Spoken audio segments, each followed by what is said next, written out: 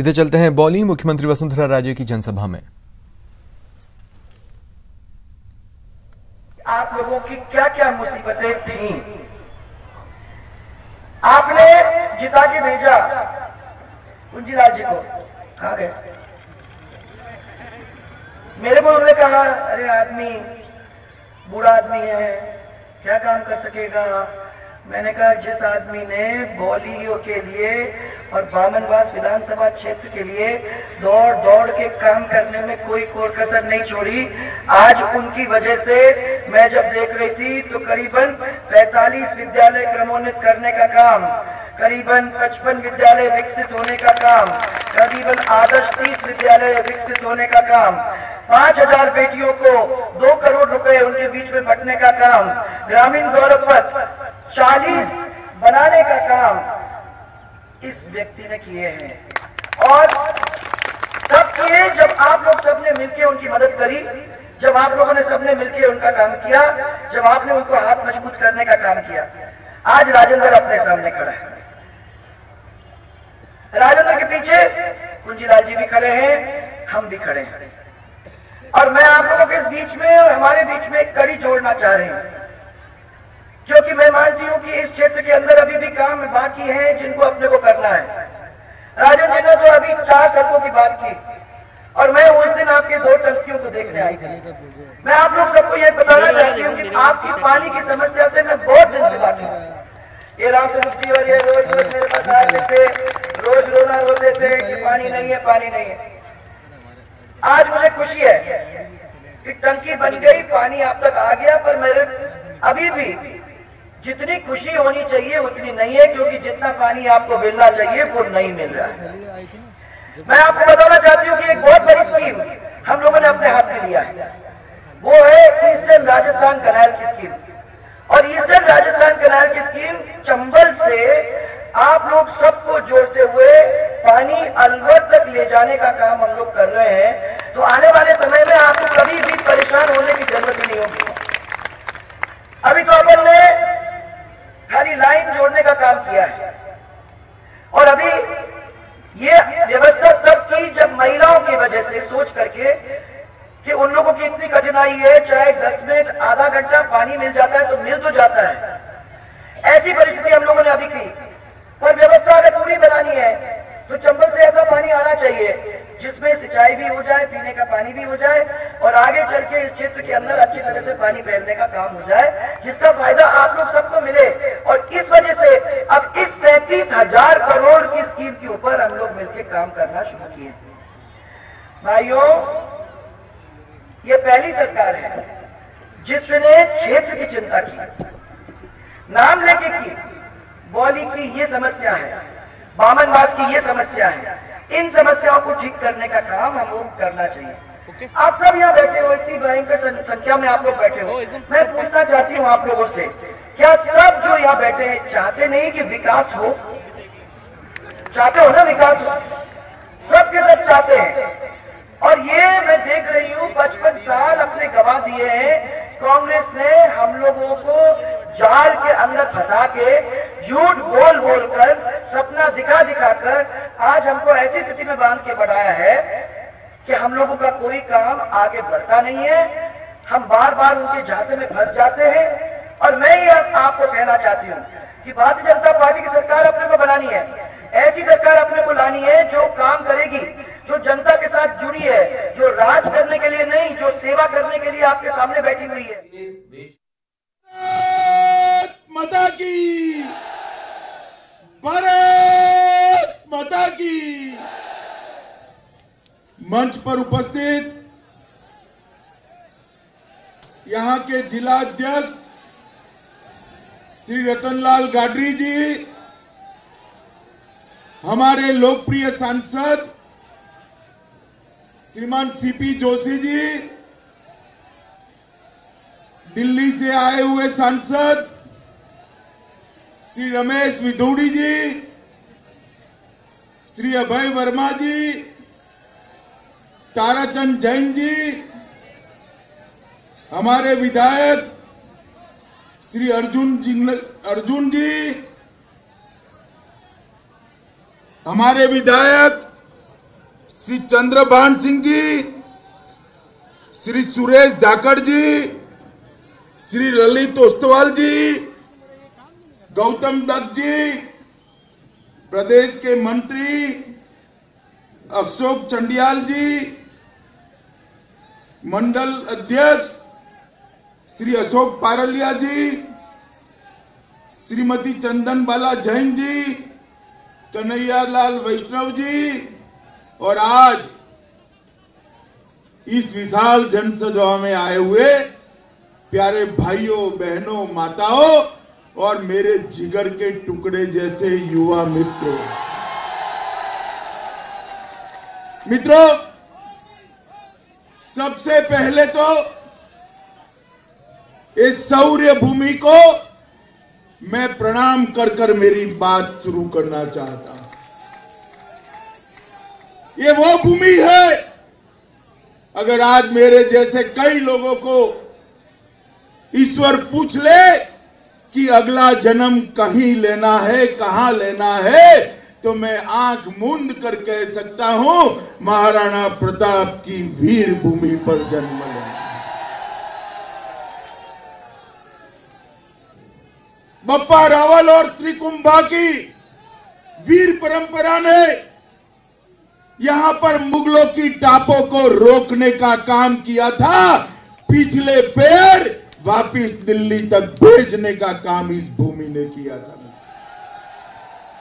यही भूमि है जो इस देश का शौर्य, इस देश का स्वाभिमान, इस देश के स्वधर्म को बचाने के लिए अपना सब कुछ न्यौछावर करने वाली परंपरा बनाने वाली भूमि है। ये वीर भामाशाह की भूमि है। और मित्रों, आज मुझे कहते हुए बड़े गर्व महसूस हो रहा है कि मैं इतने बड़े जन समुदाय के सामने महाराणा प्रताप की जन्मभूमि पर आने का मुझे मौका मिला है। मित्रों, आने वाले दिनों में 7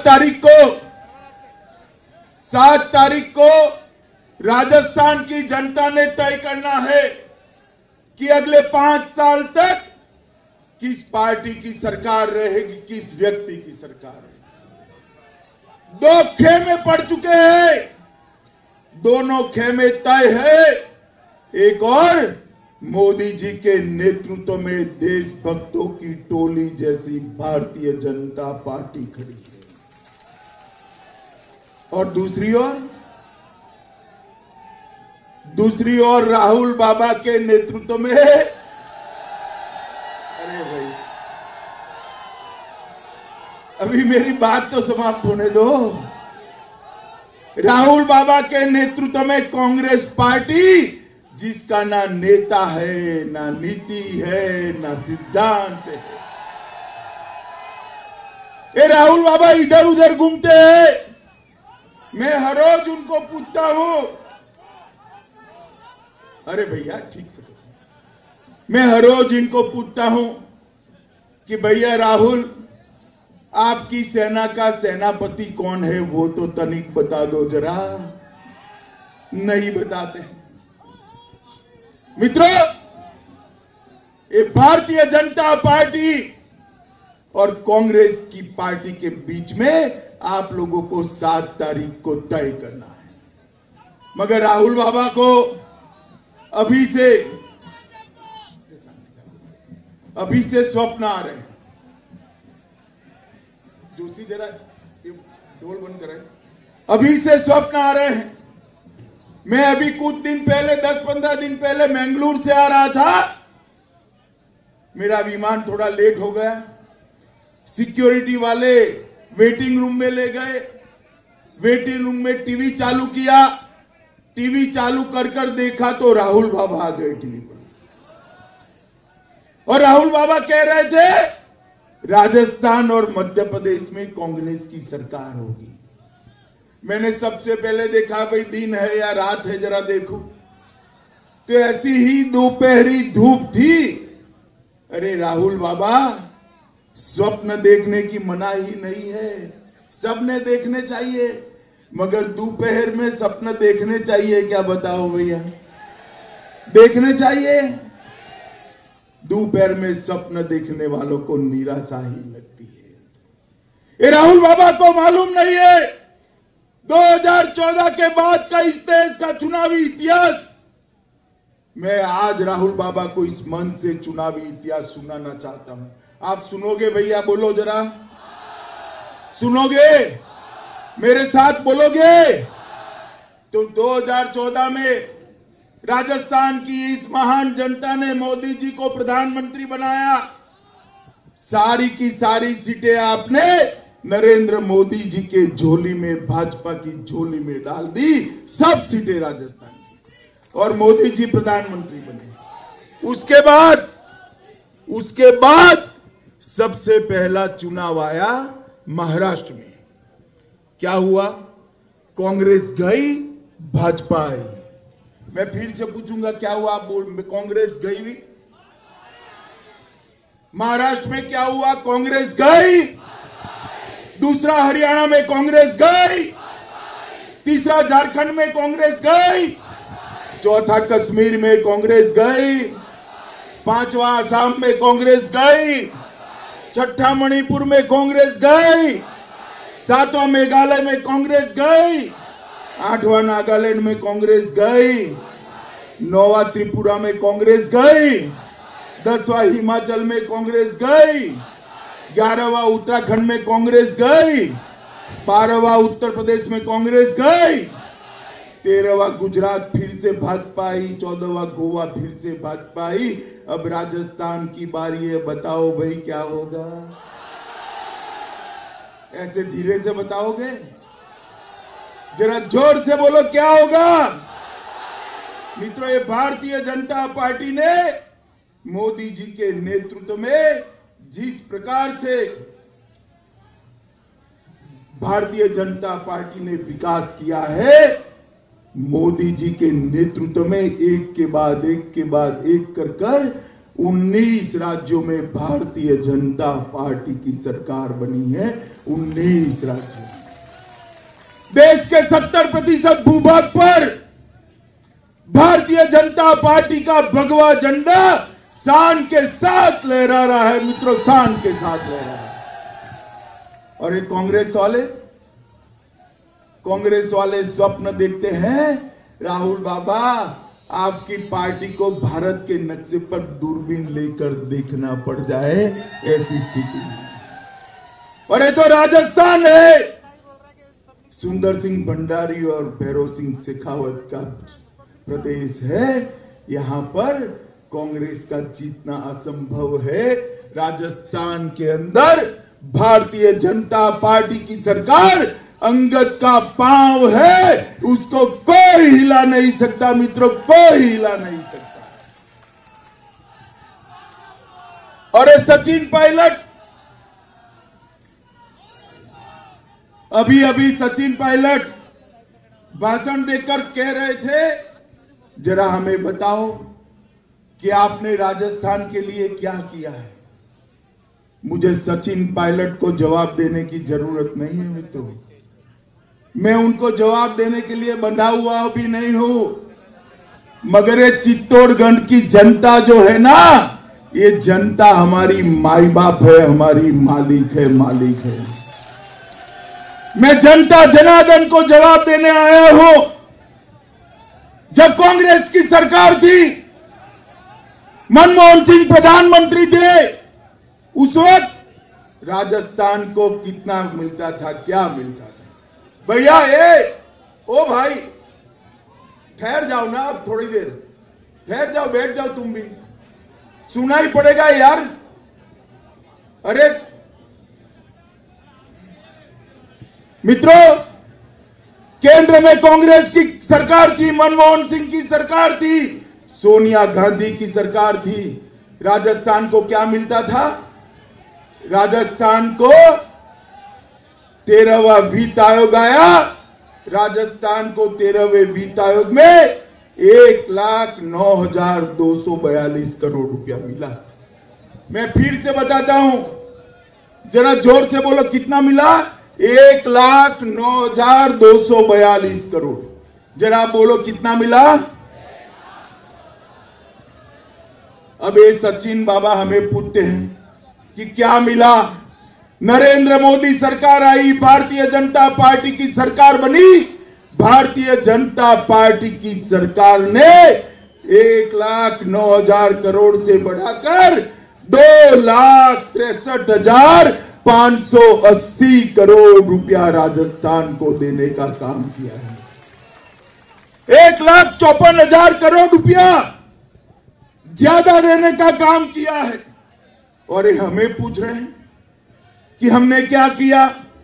इसके अलावे 35,000 करोड़ की अलग अलग योजनाएं दी है। 35,000 करोड़ की रिफाइनरी देने का काम ये भारतीय जनता पार्टी की सरकार ने किया है मित्रों, और हमारा हिसाब पूछते हैं। मित्रों, आज उन्होंने हिसाब मांगा है, मुझे देना पड़ेगा। बताओ मैं दूं कर, आप सुनोगे? नरेंद्र मोदी सरकार आने के बाद देश के किसान के लिए, गरीब के लिए, दलित के लिए, आदिवासी के लिए, देश के युवाओं के लिए, महिलाओं के लिए, गांव के लिए, शहर के लिए 129 योजनाएं लेकर आई है। कि क्या लेकर आई है भाई? मैं इसको जोर से पढ़ता हूं, मेरे पास समय कम है। आपको जब लगे कि मोदी जी ठीक से काम कर रहे हैं, आप ताली बजाकर रोक देना। पढ़ू जोर से भैया, पढ़ू जोर से क्या? जरा और जोर से बोलो, पढ़ू क्या? तो ध्यान से सुनिएगा। प्रधानमंत्री जनधन योजना, प्रधानमंत्री आवास योजना, सुकन्या समृद्धि योजना, मुद्रा बैंक योजना, जीवन ज्योति बीमा योजना, सुरक्षा बीमा योजना, अटल पेंशन योजना, आदर्श ग्राम योजना, फसल बीमा योजना, मेक इन इंडिया। भैया अभी तो 10 हुए। 10 में आपने ताली बजा दी। एक कांग्रेसी हमारा हिसाब मांगते हैं। 55 साल तक देश पर शासन किया आपने, कुछ नहीं किया। हमने 5 साल के अंदर 6 करोड़ गरीब माताओं को गैस का सिलेंडर पहुंचाने का काम ये भारतीय जनता, 2 करोड़ गरीबों को घर देने का काम किया है। 8 करोड़ गरीबों के घर में शौचालय बनाकर माताओं और बहनों को शर्म से मुक्त कर कर सम्मान के साथ जीने का अधिकार ये भारतीय जनता पार्टी की। 12 करोड़ माताओं को टीका लगाने का काम किया है। 13 करोड़ युवाओं को मुद्रा बैंक की लोन देने का काम ये भारतीय जनता पार्टी की सरकार ने। मित्रों, वसुंधरा राजे सरकार ने 24 लाख लोगों को भामाशाह स्वास्थ्य योजना का फायदा पहुंचाया। 11 लाख बेटियों को राजश्री योजना।